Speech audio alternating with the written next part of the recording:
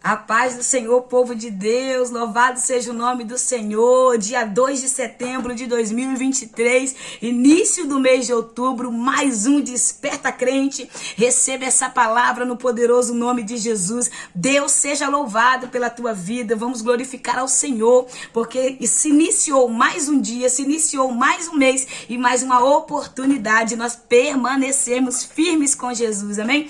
Deus te abençoe, gratidão pela sua vida. Louvado seja Deus, você que tem confiado, tem ficado aqui comigo. Então compartilha, dá o like, comenta, amém? No nome de Jesus, que Deus te abençoe. Capítulo 2 de 2 Timóteo, amém? Hoje nós entramos no capítulo 2. Glória a Deus por isso, louvado seja Deus. Vamos lá? Senhor é bom, bom, bom, bom. A epígrafe está dizendo assim, as batalhas por amor a Cristo. Pois é.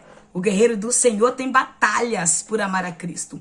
Pai, eu quero te louvar e bendizer o teu nome neste momento. Eu quero pedir que o Senhor venha falar conosco através da tua poderosa palavra, repreendendo toda seta, toda retaliação, toda palavra ao contrário que quiser ser lançada sobre as nossas vidas. Nós repreendemos agora no poder do nome de Jesus. Nos cobre com teu sangue, Pai, no nome de Jesus. Amém. Deus abençoe a sua vida. O verso 1, Paulo está escrevendo a Timóteo dessa forma. Tu, portanto, meu filho, fortaleça na graça que há em Cristo. É a graça de Deus. É a graça do Senhor Jesus Cristo que nos dá força nessa caminhada. Tudo é pela graça. Se você está desanimado, busque força na graça que é de Deus. Na graça de Cristo Jesus. Eu paro para pensar. A gente está vivendo num tempo onde eles estão querendo deturpar a graça do Senhor.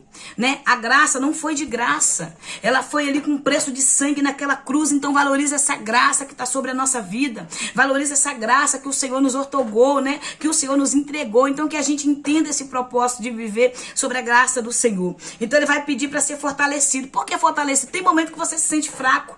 Tem momento que você se sente desanimado. Desanimado, irmãos, não é desanimar de Deus. Se sentir fraco não é dizer que Deus é fraco, não é isso. É porque nós somos carne, nós somos ser humano. Esses dias atrás aí, semana passada, agora eu passei uns dias tão assim desanimada, eu passei triste mesmo. É muita batalha que a gente tava e eu fiquei realmente desanimada. Só que eu não entendi o propósito do desânimo. Por que eu não entendi o propósito do desânimo? Até viver ele. Você só vai entender algo na sua vida quando você viver aquilo ali. Há um tempo atrás, eu não sei te dizer quando, mas isso veio à minha mente no momento que eu estava agora desanimada. Eu lembro que eu falei, meu Deus, como é que a pessoa desanima de buscar o Senhor, desanima de ir na casa do Senhor, desanima de ir à igreja, desanima de estar na comunhão. Eu fiz essa pergunta a Deus há um tempo atrás, porque eu nunca entendia isso, como é que a pessoa desanima. E o que acontece? O que acontece é que eu entrei nesse desânimo. Eu fiquei muito entristecida com alguma situação, com uma situação que está acontecendo, que aconteceu. Aquilo me entristeceu muito mesmo, me entristeceu muito. Eu fiquei bem triste mesmo. Sentia muita vontade de chorar o tempo todo, não estava sentindo vontade de ir na igreja. Fui na igreja no dia de culto assim, sabe? Mas eu fui ali e falei, Senhor, eu não estou com vontade de ir, eu quero ficar em casa, mas eu vou, Senhor, me dá força. E eu fui para aquele culto, aquele desânimo, irmão, muito desânimo mesmo. E eu não estava entendendo, eu só tinha vontade de chorar. E eu não estava entendendo, vontade de ficar sozinha, não queria ter contato com ninguém, não queria ver ninguém. Eu falei, gente, o que tá acontecendo? Porque eu não sou desse jeito, eu não sou dessa forma. Eu passei coisas piores, já passei ataques piores. E eu falei, meu Deus, o que tá acontecendo? Eu não tava entendendo. Mas eu tenho uma irmã em Cristo que ela está sempre orando por mim, ela ali orando, mas o esposo jejuando pela minha vida. E eu falei com ela, eu falei, eu tô sentindo muito triste, uma coisa ruim dentro do meu coração. E ali eu orando, eu pedindo ao Senhor, só que eu não entendia. Tudo bem, quando foi na sexta, uns 2 dias antes, o Senhor falou, você vai pregar sobre ânimo. Eu falei, Senhor, como eu vou pregar sobre ânimo? Eu estou desanimada, eu estou entristecida. E ali, quando foi na sexta-feira, eu fui pregar sobre a vida do profeta Elias, sobre o desânimo que ele sentiu no capítulo 19 de 1 Reis.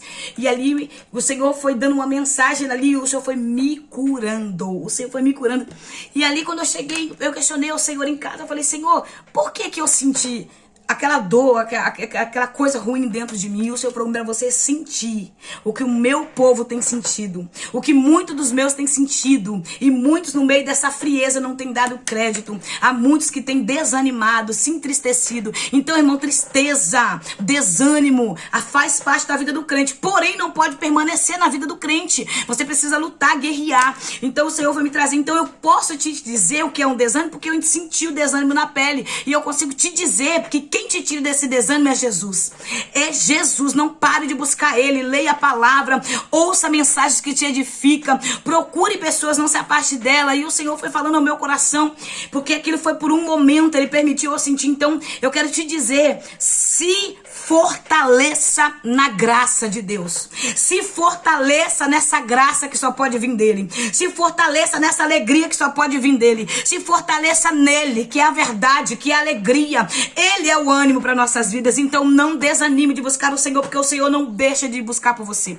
O Senhor, ele é fiel, ele não vai te abandonar. Então não deixe. E o desânimo, irmãos, não é querer se afastar do Senhor. Não. O desânimo não é querer deixar de ser crente. Não é isso. O desânimo é a pessoa perder o motivo, perder a sua motivação. Porque eu não senti em nenhum momento vontade de ficar longe de Jesus. Ao contrário, eu queria estar mais perto de Jesus, não longe. Então é isso que a gente precisamos entender. Tratar, ajudar pessoas com desânimo, não é apontar que a pessoa está no pecado, não é dizer que a pessoa fez alguma coisa errada. Não é dizer que a pessoa já desviou, não. O desânimo, a pessoa não está desviada. O desânimo, a pessoa está frustrada e ela não quer mais ter comunhão com pessoas. Agora, com Deus, ela quer continuar estando perto, amém? Isso é o desânimo. Foi isso que eu senti na minha pele e o Senhor permitiu para mim poder falar sentindo. Então, porque muitas vezes a gente vê pessoas falando, mas nunca viveu.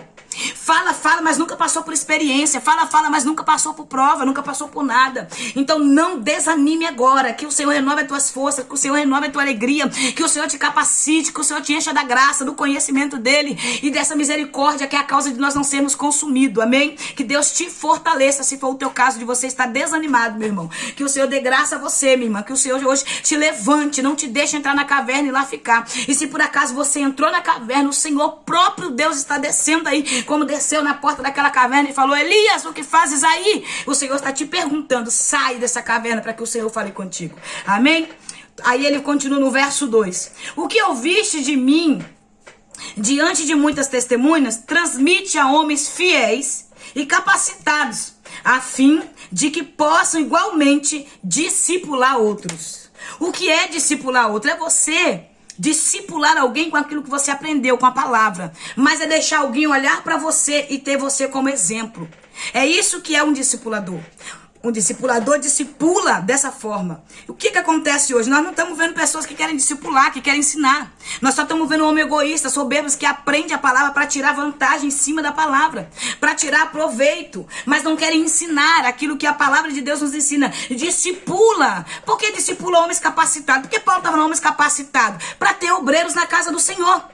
Por que discipular esses homens para capacitá-los mais ainda? Homens fiéis, para que sejam os pastores, para que sejam os próximos presbíteros, para que sejam os próximos líderes da igreja, para que sejam homens fiéis e capacitados. Homem fiéis e capacitados. Então está dizendo, faça deles discípulo como você. Faça deles homem de Deus como você. Faça deles mulheres de Deus como você. Então, investe em alguém, mano. Acredita, investe, capacita alguém, acredita no chamado de alguém. Hoje nós estamos vendo um tempo onde as pessoas não querem mais investir no ministério do outro, porque tem medo de crescer mais que ele. As pessoas não querem mais ver as pessoas crescer, desenvolver, ser capacitada pelo próprio Deus para ter um nome, para ser alguém. Então, a gente vive esse tempo onde as pessoas querem podar, querem parar. Mas o nosso Deus, ele é fiel. Ele acredita em nós. Ele acredita. Então passa o que você tiver de passar e não abandone o Senhor. Não deixe o Senhor por nada. Persevera. Amém? Deus é maravilhoso. Participa dos meus sofrimentos como um bom soldado de Cristo. Paulo está dizendo, participe do meu sofrimento como um bom soldado de Cristo. Por quê? Porque o soldado sofre. O soldado que guerreia esse bom combate, que batalha a batalha da fé, que continua crendo no céu, na eternidade, crendo no poder da palavra verdadeira, libertadora de Jesus, ele vai sofrer. Ele vai passar por sofrimento, ele vai chorar. Ele vai passar por momentos de sofrimento. Hoje eu fiz um texto, eu botei uma foto minha e fiz um texto agradecendo a Deus, porque hoje eu parei e comecei a meditar hoje em tudo que eu passei, em tudo que eu vivi. Como valeu a pena? Eu nem cheguei lá ainda, tem muita coisa pra me viver, tem muita terra ainda pra me viver. Meu Deus do céu, a caminhada ainda é longa. Eu tenho que comer bastante pão e beber bastante água, porque a caminhada é longa. E eu parei pra pensar e falei, meu Deus, eu só tenho 6 anos só na tua presença, ainda vou fazer 7 anos te servindo. Mas eu louvo ao Senhor pela rejeição, pelas vezes que eu fui menosprezada, pelas vezes que eu fui rejeitada, pelas pessoas que não deu crédito no meu ministério, que não acreditou em mim, pelas pessoas que tentou fechar. Mas eu agradeci tanto ao meu Deus hoje. Ele é tão maravilhoso. E eu agradeci por quê? Porque ele não me deixou desistir. Ele não me deixou parar. Então participa do sofrimento, porque se você quer viver com Jesus, a verdade dele, você também vai ser rejeitado por aqueles que rejeitou ele. Porque a quem recebeu Jesus na sua vida como Senhor e Salvador, também vai receber os inimigos da cruz. E às vezes os inimigos da cruz tá dentro da igreja. Paulo escreve em 1 Tessalonicenses, se eu não me engano, é a segunda, ele fala assim: há pessoas dentro da casa de Deus que são inimigos da cruz de Cristo. Pessoas que trabalham contra o reino de Deus. Tá dentro da igreja, tá dentro do templo. Mas eles trabalham contra a obra de Deus. Eles trabalham contra o crescimento da obra de Deus. Como que essas pessoas trabalham? Tentando parar um missionário, tentando parar um pastor, dividindo uma igreja, trazendo contenda. Então o bom soldado do Senhor vai sofrer. Então Paulo está dizendo: então compartilha comigo, meu amigo. Você está sofrendo, eu estou preso. Você está passando prova aí em Éfeso, dentro da igreja? Eu estou preso, estou com o pescoço já na bandeja para ser cercado. Eu estou aqui pronto já para ser morto. Então participa comigo, mas não nega o nome de Jesus. Então é isso que Paulo está dizendo. Paulo está encorajando a Timóteo a continuar firme na fé. Participa, é sofrer. Então é isso que Paulo está dizendo para ele. Verso 4. Nenhum soldado em serviço se permite envolver em negócios da vida civil, porquanto seu objetivo é agradar aquele que o recrutou para a guerra. Ele está dizendo: nenhum soldado de Cristo se embaraça com as coisas dessa terra. Nenhum soldado que foi convocado e que está em serviço, ele se permite a dar luxúria, a viver os desejos carnais dele. Mas não, ao contrário, ele vive para agradar aquele que o convocou para a guerra. Ele vive para agradar o céu, ele vive para agradar a Deus, a quem convocou ele, a quem chamou ele para esse bom combate. Então é isso que a igreja, nós, igreja do Senhor Jesus, precisamos entender. Nós não viemos agradar a homens, nós viemos agradar a Deus, aquele que prova o coração do homem, que conhece a intenção. Não é para homens, não é bajular homens, é respeitar homens, tratar eles como autoridade, tratar eles como eles foram chamados, mas adorar a Deus. É isso que ele está dizendo. É a gente entender que a gente em serviço, eu estou em serviço, meu. A todo tempo eu estou em serviço. Então, independente do lugar que eu estiver, eu estou em serviço. Em serviço para quem, missionário? Em serviço do céu, a serviço da obra. Então eu não posso esquecer quem eu sou no reino. Eu não posso esquecer a minha chamada, a minha convocação. Eu não posso esquecer quem me convocou para glorificar o nome do Senhor, para glorificar a Deus. Quem me convocou para ser chamada para a glória. Eu não posso esquecer. A minha morada não é aqui. Eu estou um soldado em serviço numa terra estranha. Eu fui enviada para fazer uma obra numa terra estranha. Então daqui a pouco eu vou para casa. É isso que nós temos que botar na mente. A minha morada não é aqui. A eternidade tem que estar cravada no meu coração. A eternidade tem que estar aqui dentro de mim para mim entender o propósito de não se envolver em negócios dessa terra. A terra toda está em treva. Quanto mais se aproximar a volta de Jesus, mais em trevas a terra vai ficar. Mas eu preciso ser luz, porque o Senhor nos chamou como luz, como sal. O Senhor nos chamou para que a gente dê gosto, para que a gente seja luz, para que a gente possa chegar no lugar onde a treva está e a gente reluzir como luzeiro. Então, se você chega num ambiente de treva, você tem que ser a luz daquele lugar. Então, não deixe essa luz em você se apagar. Não deixa ninguém tirar de você a essência que o Senhor colocou. Não tente agradar a homens, não tente se encaixar em dogmas de homem. Não tenta querer fazer para que homens te aplaudem. Não tenta querer fazer para que homens abram a porta, porque quem abre e fecha a porta é Deus. É por isso que está escrito lá em Apocalipse capítulo 3, no verso 8.